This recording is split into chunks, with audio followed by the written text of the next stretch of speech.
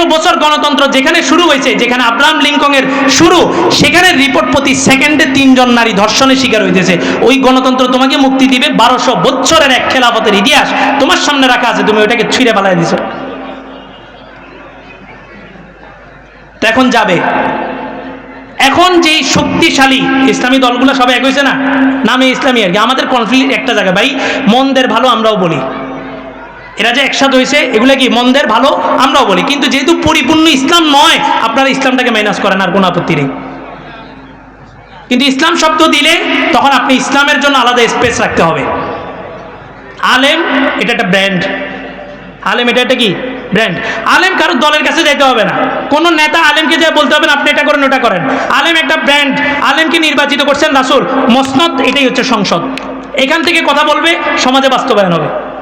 কিন্তু আমরা এটা ছেড়ে দিয়ে কোথায় ঢুকছি? সংসদের ভিতরে। এই মসনদকে যদি আমরা গোছাইতে পারি, পুরা দেশের সমস্ত ইমামরা আলেমরা যদি আমরা যদি মসনদকে নিজেদের হাতে রাখতে পারি, সংসদে যাওয়ার প্রয়োজন হবে না।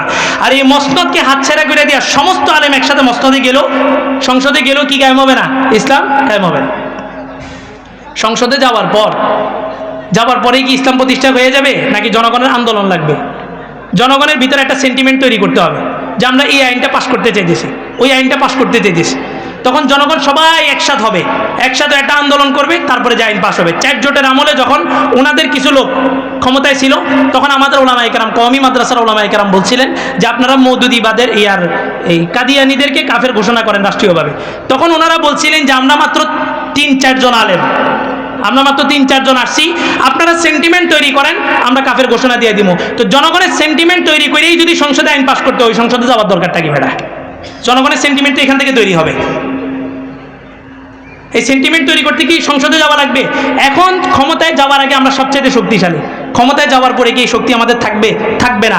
এখন সর্বোচ্চ শক্তিশালী, সর্বোচ্চ শিক্ষা বিদ্যাপীঠ, সর্বোচ্চ সম্মানের আসন একজন শাইখুল হাদিসকে হাদিসের কিতাব, হাদিসের দরস, বুখারী শরীফ দরস দিতেছে, এই দরস থেকে উঠে নিয়ে গেছে। কোনো ইসলামী দলের কোনো বিবৃতি নেই।